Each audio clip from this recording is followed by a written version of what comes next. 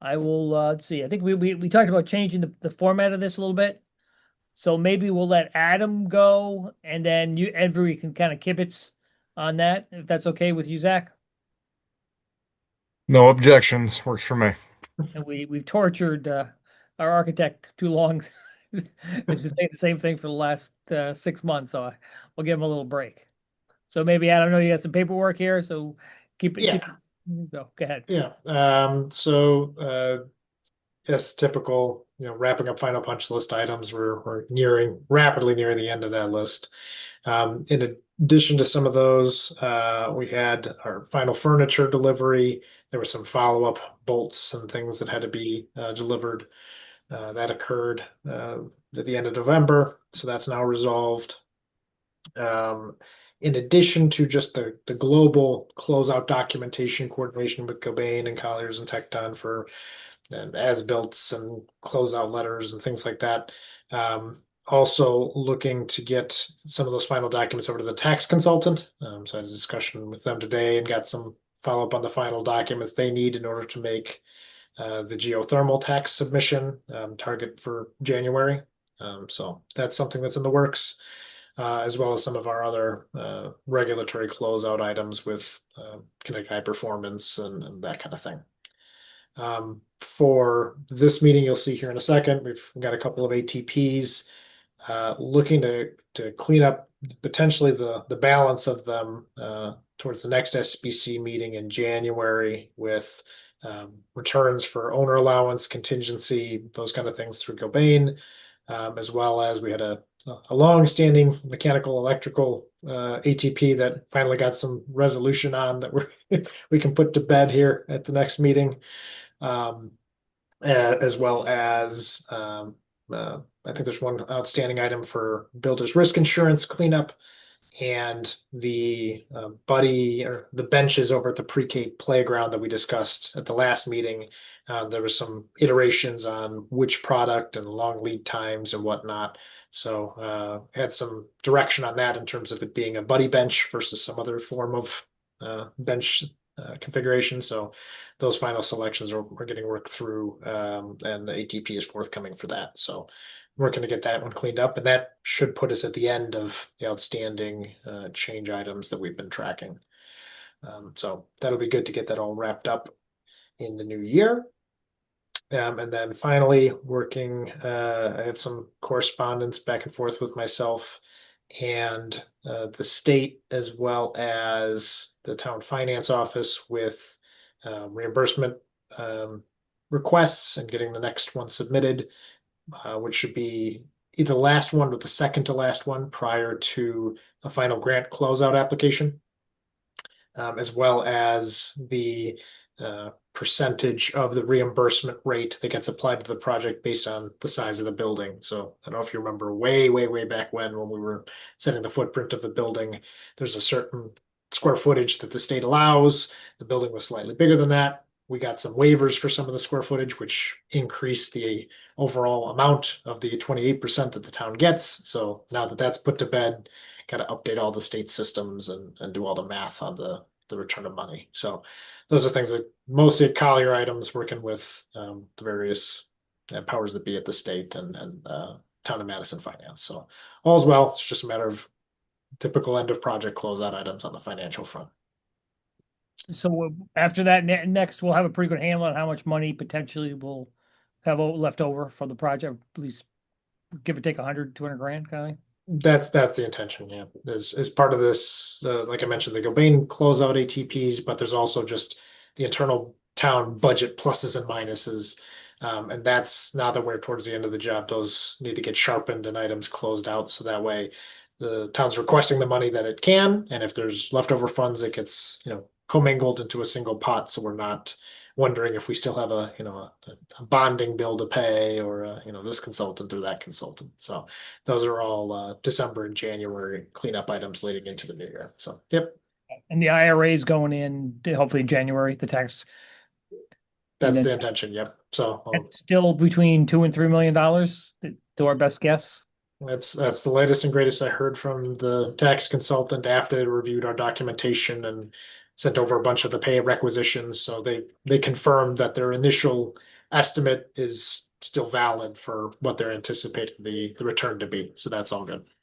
Got it. And how approximately how long will it take to get that back after they submitted based on the other one? How long did it take? Like 6 weeks? It was, I believe, I'm remembering off of a graphic that exists somewhere in my files, but it's like 12 weeks or something to that effect after it's received by the IRS. So if memory serves, it was a April, May timeframe. I can double check and send out the little graphic, but it's not 9 months or something like that. Okay, so it's 3 to 4 months kind of thing. Yeah. It was quicker than I expected, I think, last time when we Right. got it. And Zach, anything else you want to add to Adam's update on building stuff, closing out? No, just to Adam's point, punch list right now. I believe the attached log actually is 12 items. Some of them just need to be re-verified. The work is actually completed, but we just need to get some updated photos and send that over to the project team. In regards to other closeout documents, warranties, O&Ms, Connecticut High Performance Building materials, etc. We're only waiting on one final document of the many that are collected, another Connecticut High Performance Building item. So we'll be able to submit all of that information to BVH, the commissioning team, along with the rest of the project team too, and of course the owner. We talked to Ben Whitaker, and we'll be handing all the O&Ms, warranty items, closeout docs over to the town on several different thumb drives, just for digital versions, as well as providing links to download anything online at any time from our construction software, Procore. So outside of that, just clean up ATPs and taking care of all the funds over the next month or two with Adam, as he said, getting owner allowances, trade allowances that were not used, crediting those back to the town. Along with CM contingency, which is plus or minus in the ballpark of $750,000. So things are looking very bright and positive as we're getting close to the finish line, but nearly there. Right. And I see some stormwater paperwork go back and forth to the town. Is that Yeah, So- so that's a good one. So yes, that just the deep general stormwater permit closeout documents just was submitted to deep by Nathus and Young. So there was some post-construction inspections they need to conduct, and yeah, there was some back and forth as to who the permittee was and needed to sign off, but that's all should be all resolved and should be with the state. So we're looking to try to get some final confirmation that they received it, but it has the send button has been sent on that to close out that permit. yeah, it's all frozen and under ice and snow now, so it's probably not not eroding for a while. Got it. Before we pull up, Adam pulls up his spreadsheets. Any other questions for the team? All right, I will share my screen here. We have 4 ATPs on the agenda for this evening. Starting off with the bang, ATP 152, a credit in the amount of $12,503.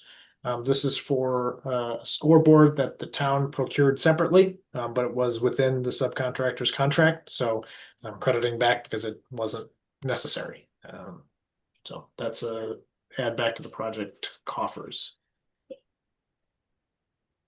ATP 153 is a $0 change order. What it does is this formalizes the extension of Gilbane's substantial completion date from May 31st to July 9th. So this was a result of additional code-related items outside of contract coming up that extended the ability to get certificate of occupancy from May 31st to July 9th. So it's $0 change because it's just changing the schedule and just codifying, so years afterwards, someone's not wondering, we had a substantial completion date of this date versus that date. What happened? This just formalizes that extension so that no one's trying to wonder what happened with the project schedule after the fact. That ATP 154. This is in the amount of $5,207. This is the culmination of all of the trade packages bond adjustments. So as part of all the various change orders, we had the bonding line item for within Gilbane's contract, but each of the subcontractors don't go out and get a new quote every single time you have a small change to the contract. So the traditional way to reconcile this is you wait till the end, you get all the changes for each trade package, and then they get a quote for their adjusted bond premium. So this is that reconciliation process across all the trades for of all the change orders we've had over the entire job for the increase of $5,207. And then Adam, just to make a note with that one and for everyone else on the call this evening as well. This is the first of 2 or 3 of these types of ATPs. So as we're wrapping up some additional day 2 change items, along with finalizing contracts for some of our other subcontractors, we'll be submitting another one at maximum 2 of these styles of ATPs in the new year. This one right here, I believe, takes care of 15 of the 29 or 30 bid packages where we have subcontractors. Yep, thanks for the clarification. Yep.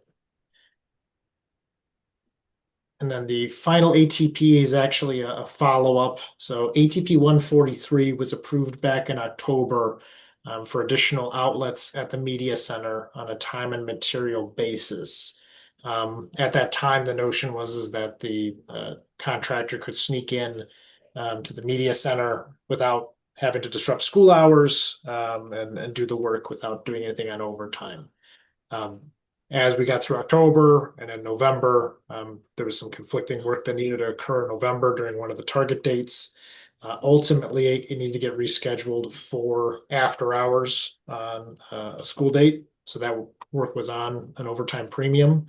So there was an increase to the cost to reflect that scheduling change to have it be after hours for the final total of $2,695 versus the original $1,576.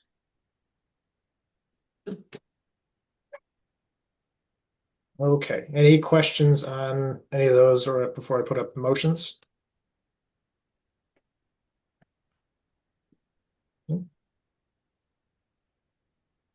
Can we have someone make a motion? Would you like me to read those for you, Graham? That would be wonderful, Sharon. Okay, motion to approve ATP 0152 for a change to Gilbane's existing construction contract for a credit in the amount of $12,503 for gymnasium scoreboards purchased directly by the town. We have a second. I'll second that. All in favor? Aye. Aye. Motion to approve ATP 0153 for a change to Gilbane's existing construction contract to extend the date of substantial completion from May 31st, 25 to July 9th, 2025. We have a second. I'll second that. All in favor? Aye. Aye. Motion to approve ATP 0154 for a change to Gilbane's existing construction contract in the amount of $5,207 for subcontractor performance and payment bond adjustments. We have a second. I'll second that. All in favor? Aye. Aye. Motion to approve revised ATP 0143 for a change to Gilbane's existing construction contract in the amount of $2,695 for additional power receptacles in the media center. We have a second. I'll second that. All in favor? Aye. Aye. Beautiful, thank you. Moving on to the invoice packet. Monthly invoice from Colliers, some staffing charges from the town to the project budgets for the past number of months for Brickhell's time for managing the SBC meetings and whatnot. The final closeout invoice from Meteor as the last furniture contractor. Tecton's construction administration services. And there's a small amount left for Tecton as there's a couple tasks that they'll have to do throughout the rest of construction administration leading into final closeout. So there's a little bit left on their fee for that effort. And then pay application number 21 from Gilbane for a total approval of $606,382.55. Beautiful. What does that take you? What percentage does that take us up to Gilbane? Approximately. I can pull that up in a second while someone's reading motion unless Zach has it. Okay, I believe off of recollection, it's like 99.3 or 4%, really? Wow. not including retainage. We're getting closer than I thought. There's still a decent amount of retainage left. That's We'll be home for next Christmas. All right, you ready? Yep, fire away. All right, motion to approve invoice package dated 12/15/2025, including invoices from Colliers, the Town of Madison, Meteor, and Tecton in the amount of $34,318.89, and construction pay requisition 21 from Gilbane in the amount of $572,063.56, for a total approval of $606,382.45. Do we have a second? I'll second that. All in favor? Aye. Aye. perfect. Thank you so much. Excellent. Thank you, Adam. Moving on to public, number 7, public comment. Raquel, I assume we have no one's joined us, with their hand raised? No, Nick is on. That's it. I'm sure Nick will raise your hand if you want to put in kibitz on anything, but I assume you're all set. Number 8, remarks. Any other remarks, comments, observations anyone would like to make? Hearing none, would anyone like to make a motion to adjourn? I will. You a second? I'll second. Okay, all in favor. Thank you, everybody. Have a great holiday. You Have a too. great Thank you, holiday. everybody. Take Have a care. good one. Bye.